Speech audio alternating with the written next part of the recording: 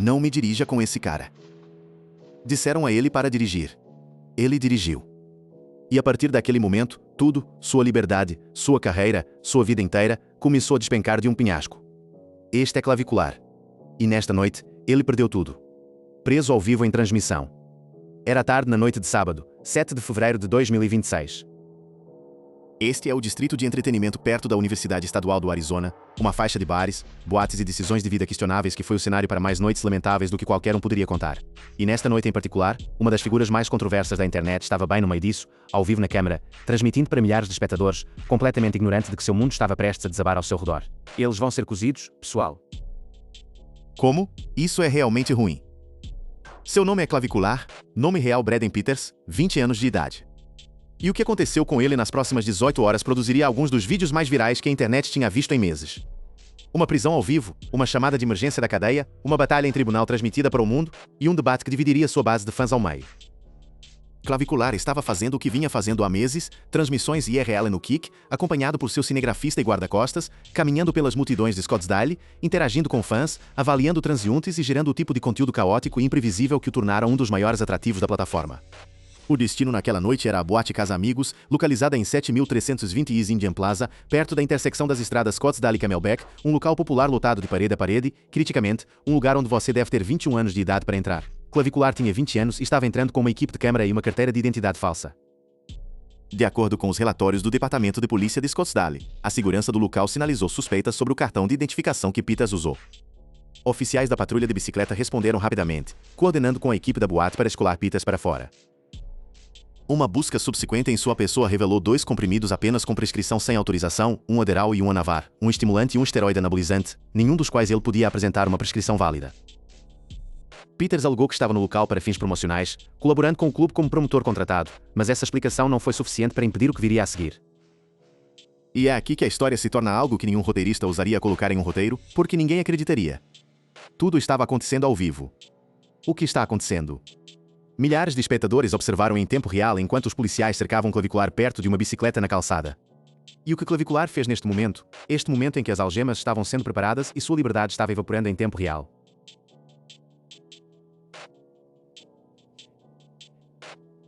Ele sorriu. Pessoal, vamos lá. Ele olhou diretamente para a lente de sua própria câmera, encorajou seus espectadores a sorrir e manteve uma atitude estranhamente calma que deixou os espectadores em choque. E então a transmissão ficou em preto. O sorriso e aceno. Pessoal. Sorriso e aceno. Esse clipe se tornou absolutamente viral. Se espalhou por TikTok, Instagram e X, acumulando milhões de visualizações em poucas horas. Alguns espectadores acharam sua calma profundamente perturbadora. O tipo de desapego que você associa a pessoas que se desconectaram completamente da realidade durante momentos de crise genuína. Outros o viram como calculado, uma última performance perfeitamente curada para a câmera antes da cortina cair na carreira mais caótica da internet. E seus fãs mais devotos? Eles achavam que era a demonstração final de tudo o que Clavicular sempre pregou: ser de baixa inibição, despreocupado, livre dos picos de cortisol e ansiedade que afligem pessoas comuns. Mas se o clipe de prisão mostrou uma versão de Braden Peters, o que se seguiu dentro das paredes da cadeia da cidade de Scottsdale antes de sua transferência para a cadeia do condado de Maricopa revelou algo completamente diferente. Clavicular fez um telefonema, e essa chamada, vazada e circulada em todas as plataformas imagináveis, mostrou um jovem em um estado de pânico bruto e sem filtro. O sorriso confiante desapareceu. A bravata composta desapareceu. Em seu lugar havia uma voz frenética implorando a seus associados que encontrassem um advogado para ele, desesperadamente alcançando o colega streamer Adin Ross pedindo ajuda, tentando coordenar sua saída de uma situação que, pela primeira vez em sua curta carreira, ele não podia simplesmente transmitir seu caminho. As acusações não eram brincadeira. 2 crimes de classe 4, posse de instrumento falsificado e posse de drogas perigosas, mais um crime de classe 1 por um menor usar uma carteira de identidade falsa para entrar em um estabelecimento de bebidas alcoólicas. De acordo com a lei do Arizona, cada crime de classe 4 tem uma sentença presumida de 2 anos e meio, com um máximo de 3 anos e 9 meses. Se essas sentenças forem cumpridas consecutivamente, este streamer de 20 anos estava enfrentando até 7 anos e meio em uma prisão estadual do Arizona por uma carteira falsa e 2 comprimidos. Na manhã seguinte, 8 de fevereiro, Clavicular foi levado perante um juiz do condado de Maricopa para uma audiência inicial.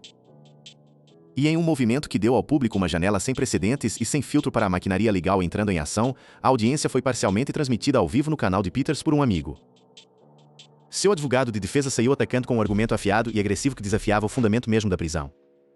Não há absolutamente nada neste formulário 4 que indique que ele estava possuindo qualquer item falsificado com a intenção de defraudar alguém. Este era o cerne da defesa. Intenção. O advogado argumentou que simplesmente ter uma carteira falsa no bolso não é a mesma coisa que usá-la para defraudar alguém. Quando os oficiais pediram a Peter seu nome e data de nascimento, ele lhes deu informações reais, sua identidade real, não uma fabricada. A carteira falsa foi descoberta durante uma busca, não apresentada em uma porta. Ele foi questionado pela aplicação da lei sobre qual era seu nome e data de nascimento, e forneceu seu nome verdadeiro e data de nascimento. Uma vez que ele foi revistado e informações foram tomadas de sua pessoa, é aí que essa carteira falsa foi localizada, de acordo com o formulário 4. A defesa então apresentou que talvez fosse sua carta mais forte, o testemunho dos próprios funcionários da boate. A equipe disse à polícia que acreditava que Peters estava lá como um promotor legítimo, alguém que havia passado pelos canais apropriados, não alguém que entrou sorrateiramente com um cartão falsificado. Mas a promotoria não estava recuando, nem um pouco. O procurador do estado retrucou, argumentando que a mera existência de uma carteira falsa mostrando uma idade acima de 21 anos, combinada com sua presença física inegável dentro de um estabelecimento apenas para maiores de 21, era mais do que suficiente para estabelecer causa provável. E então o procurador soltou um detalhe que causou um tremor visível pela sala. Havia informações no formulário 4 de que, o Sr. Peters havia estado transmitindo ao vivo para si mesmo, aproximando-se de indivíduos em Old Town Scottsdale perguntando se ele poderia obter Adderall. Então, certamente essa informação factual negaria a afirmação, de que ele de fato tem algum tipo de prescrição válida para isso. Deixe isso pesar um momento. A promotoria estava dizendo ao tribunal que Clavicular havia, em sua própria transmissão ao vivo, transmitido para milhares de espectadores em todo o mundo, sido capturado em câmeras se aproximando de estranhos nas ruas de Scottsdale e abertamente pedindo se eles poderiam ajudá-lo a conseguir Adderall, a mesma substância controlada subsequentemente encontrada em seu bolso durante a prisão. Seu próprio conteúdo, a coisa que o tornou famoso, a coisa que pagava suas contas, estava sendo weaponizada como prova contra ele. E não parou por aí. O Estado foi além, apontando para seu bem documentado histórico de redes sociais. Há algumas informações de que ele posta muitas coisas em suas redes sociais relacionadas ao uso de metanfetamina. O juiz, após ouvir ambos os lados apresentarem seus argumentos, proferiu a sentença, causa provável em todas as 3 acusações. O caso avançaria. Mas então veio a questão da liberação.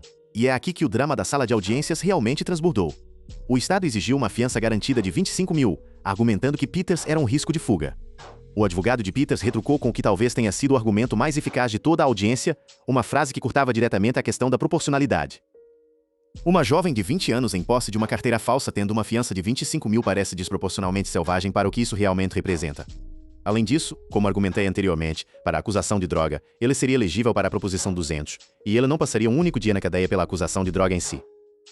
No final, o tribunal libertou Peters por sua própria conta, sem fiança obrigatória, com condições que pareciam uma lista de verificação de tudo o que Clavicular havia estado fazendo há meses, sem drogas, sem álcool, sem armas, sem retornar à cena, e sem dirigir sem uma carteira de motorista válida. O juiz também entregou uma mensagem pontiaguda direcionada diretamente ao estilo de vida que havia trazido Peters a este momento. E conselheiro, confio que você terá uma conversa com seu cliente sobre a necessidade de ser muito cuidadoso sobre, você sabe, o conteúdo do que ele posta nas redes sociais. Senhor, você não deve voltar à cena do alegado crime, certo? Sem contato com nenhum dos oficiais que efetuaram a prisão. Sem armas, sem drogas sem uma prescrição válida, sem álcool, sem dirigir sem uma carteira de motorista válida, certo? E com isso, Braden Peters saiu sob a luz solar do Arizona, segurando seus papéis de liberação, cumprimentando amigos no estacionamento com apertos de mão e abraços, um homem livre, por enquanto. Com uma conferência de status marcada para 23 de fevereiro e uma audiência preliminar em 26 de fevereiro, a luta legal estava apenas começando. Mas para qualquer um observando isso se desdobrar, a pergunta não era realmente mais sobre as datas do tribunal. A pergunta era mais simples e muito mais perturbadora. Quem exatamente é este garoto, e como diabos chegamos aqui? A fabricação de um monstro. Para entender como um jovem de 20 anos acabou em algemas em uma calçada de Scottsdale sendo transmitido ao vivo para milhares de espectadores, você tem que voltar no tempo.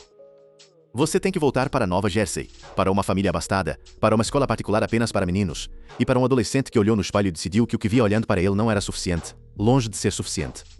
Braden Peters nasceu em 17 de dezembro de 2005 em Nova Jersey. Ele cresceu em privilégio, frequentando a Seton Hall Preparatory School em West Orange, o tipo de instituição onde o estacionamento é melhor do que a vizinhança da maioria das pessoas. Mas sob a superfície, Peters estava lutando de maneiras que a riqueza não podia corrigir. Ele descreveu a si mesmo como socialmente desajustado e falou abertamente sobre estar no espectro do autismo. E foi durante aqueles anos formativos do ensino médio que ele descobriu uma subcultura que consumiria sua identidade completamente, Lucas Maxing. Para os não iniciados, Lucas Maxing é um movimento que rastejou dos cantos mais escuros dos fóruns incel na internet. É a crença, levada às suas conclusões mais extremas, obsessivas e autodestrutivas, de que você pode e deve maximizar sua atratividade física por qualquer meio necessário. Exercício, claro. Higiene, é claro. Mas também cirurgia, esteroides, peptídeos e práticas tão perigosas que tornam a cirurgia cosmética parecer um dia de spa. O nome clavicular em si faz referência à largura da clavícula, a distância através de seus ossos do colarinho, que na ideologia do Lux Maxing, é um dos principais marcadores de uma fisiologia masculina dominante. Braden Peters literalmente se nomeou após um osso. É o quão profundo esse buraco de coelho foi. E foi mais profundo ainda. Aos 14 anos, uma idade em que a maioria dos meninos está preocupada com seu primeiro baile escolar, Peters começou a injetar suplementos de testosterona, não sob o olho atento de um médico, não como parte de um plano de tratamento medicamento supervisionado, mas como um adolescente sozinho perseguindo uma transformação muscular que acreditava que mudaria seu status social. E em alguns aspectos funcionou. Ele ficou maior, mais forte, mais impressionante, mas o custo foi estupendo. Até 2025, ele era infértil. A produção natural de testosterona de seu corpo foi permanentemente destruída por anos de uso hormonal não supervisionado que começou quando a maioria das crianças ainda está descobrindo divisão longa. Ele brevemente tentou faculdade, mas esse capítulo terminou quase antes de começar. Ele foi expulso após apenas 3 semanas por esconder testosterona em seu dormitório. 3 semanas. A maioria dos calouros ainda não terminou de desempacotar suas caixas, e Braden Peters estava sendo escoltado para fora do campus com seu contrabando. Então ele fez o que jovens inquietos com acesso à internet e ambição exagerada tendem a fazer. Ele virou para a criação de conteúdo. Seu conteúdo inicial do TikTok, postado a partir de outubro de 2021 sob o apelido Iquim Clavicular, era o tipo de material algoritmicamente invisível e esquecível que entulha milhões de contas na plataforma. Dançando em áudio tendência, sincronizando lábios com sons virais, o tipo de conteúdo que recebe 12 visualizações de seus amigos e depois desaparece no vazio para sempre. E durante anos, foi exatamente o que aconteceu. Foi absolutamente para lugar nenhum.